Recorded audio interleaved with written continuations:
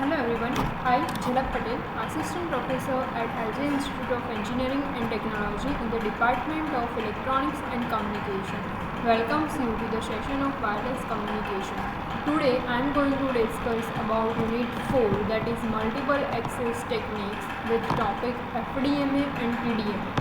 So let's start the session. First of all, why multiple access is necessary, or what do you mean by multiple access? So in the multiple access means overall, first let me discuss about the overview of the chapter and then we start with the common questions related to multiple access. So in this chapter, first of all we see that what is multiple access and why it is needed.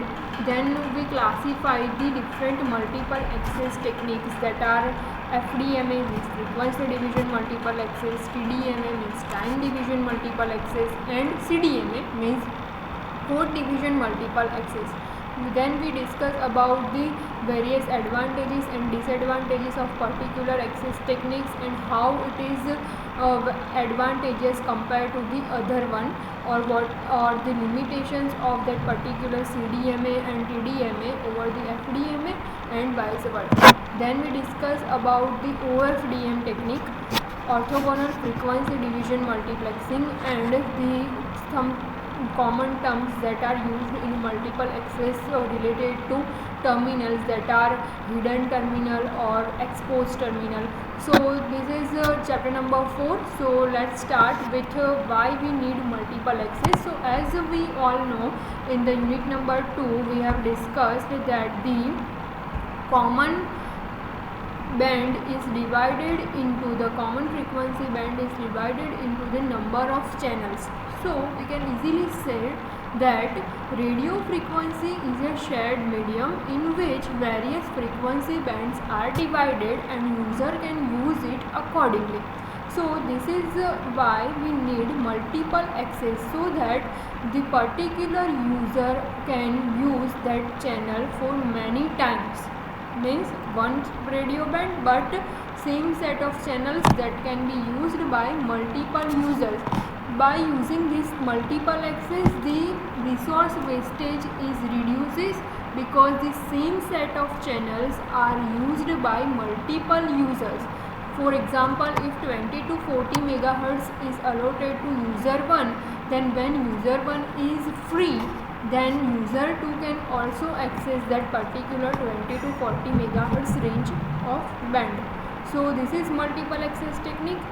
It can be either fixed or dynamic type. In a fixed type, if you remember the case of the channel assignment techniques, then in that technique we also discuss about the fixed channel assignment and dynamic channel assignment technique.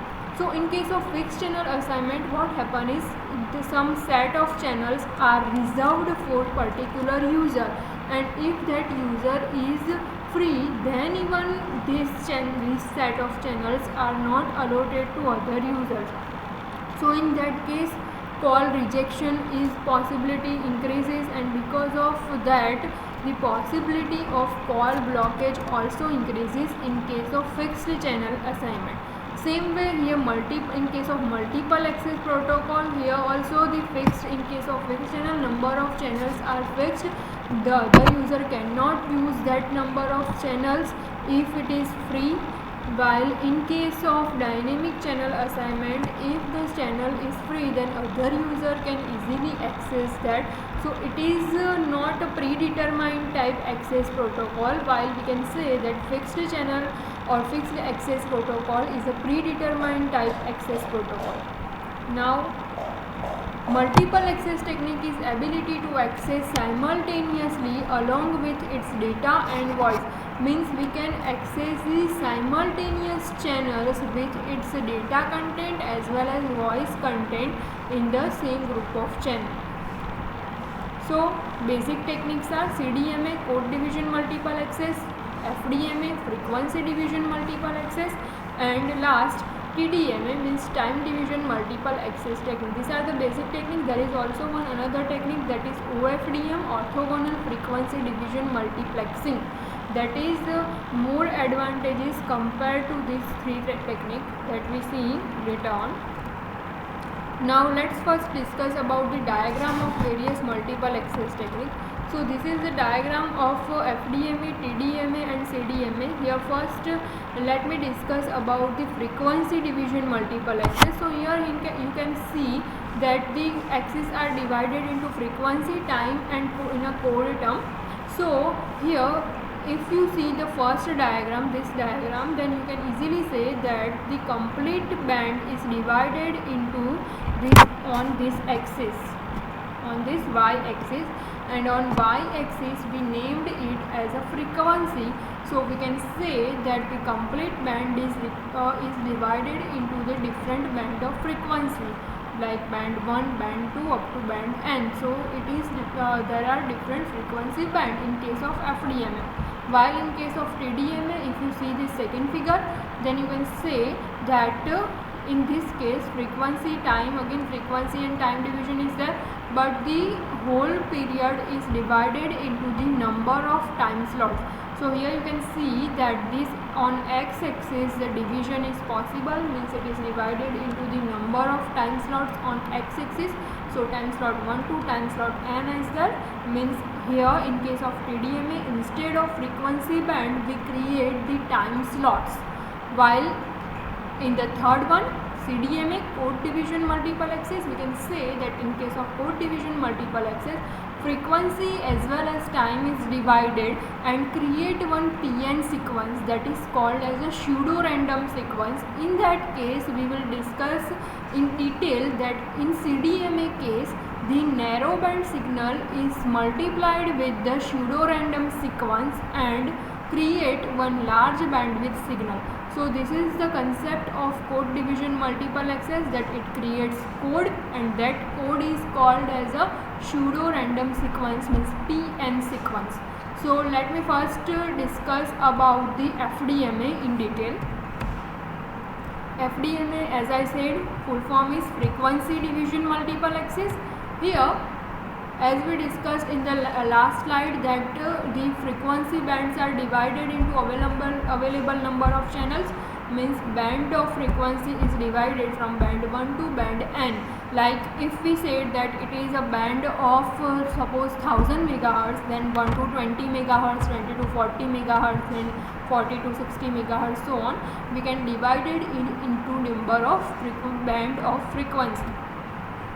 Now FDMA is a type of access technique when if channel is not used then it will be idle but not assigned to other users, means if the channel is free then also it is not allotted to other users, means other user who required that particular band of channel cannot use that particular channel which is allotted to some other user.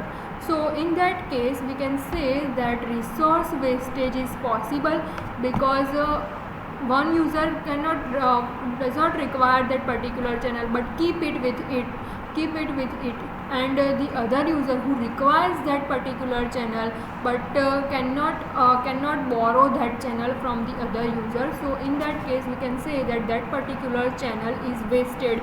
So it is called as a resource wastage in case of FDMA.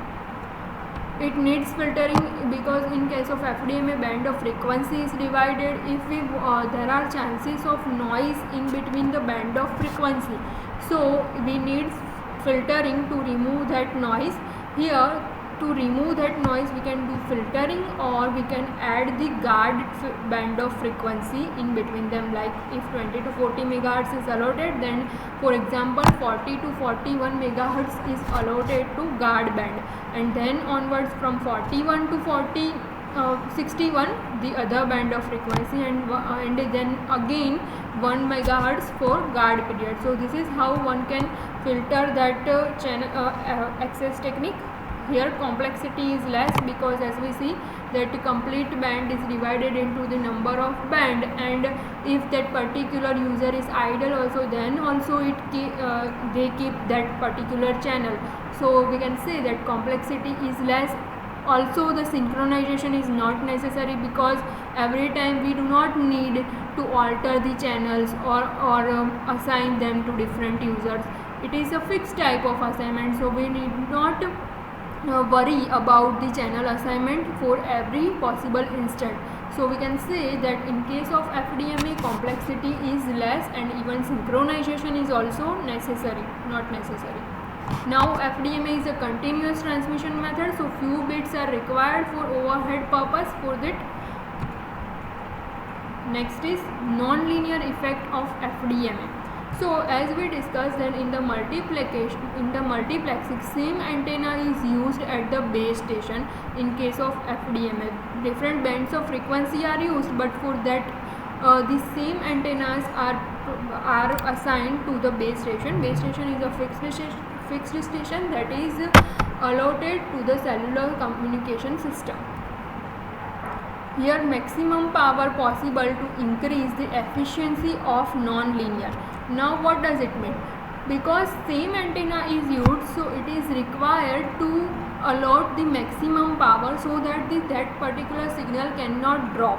And for that, if we assign the maximum possible power to the base station, then we can say that increased efficiency in that particular base station increases the chances of non-linearity, and because of that non-linearity, spreading of signals increases in frequency domain. Why in frequency domain? Because FDMA shared the particular channel into different band of frequency. That's why non-linearity occurs at a frequency domain because of spreading of signals. And because of that non-linearity, one intermodulation is created, and it is always not desirable to create the intermodulate frequency. If you know about the communication, that IM3 level should be as minimum as possible. So here intermodulation is created, and because of that adjacent channel interference can produce, and it is result in a spectrum spreading. We discuss about the spectrum spreading in detail in unit number 5. What is spread spectrum? It is related with spectrum spreading. So in short, because of the large number of power, non-linearity increases because more power is required, and because of that non-linearity, the spreading of signals in frequency domain increases, and because of that IM intermodulation increases, and that create the adjacent channel interference. So this is the non-linear effect of FDMA, and always we try to minimize the intermodulation. Now, what are the number of channels in FDMA? How many channels are assigned to it?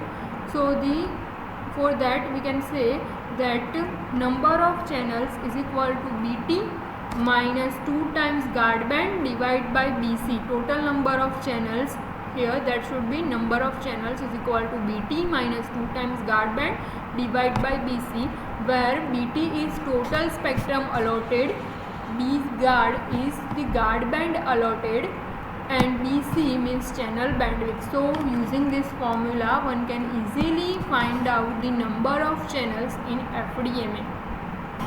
Based on that, let's see one example. If a cellular system operator is located at 10 MHz for simplex band, and if BT is 10 MHz, B guard is 10 kHz, and BC is 30 kHz, find the number of available channels in FDMA. So for number of available channels, formula is this: BT minus 2 times guard band upon BC. We have the value of BT, that is 10 MHz, means 10 into 10 raised to 6 because megahertz.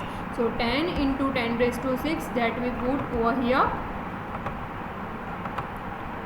10 into 10 raised to 6 over here, BT minus 2 times guard band means 10 into 10 raised to 3. B guard is 10 into 10 raised to 3, and BC means 30 kHz. It is over here 30 into 10 raised to 3. So if we put all the values over here, then the answer will be 332.66. So this number of channels are required for the cellular system operator, but the channel should be in an integer number. That's why we take over here 333 number of channels. So this is the case of FDMA. In the next session, we will discuss about the time division multiple access technique. If you have any doubt regarding the frequency division multiple access, then message me on my WhatsApp number. Thank you for watching.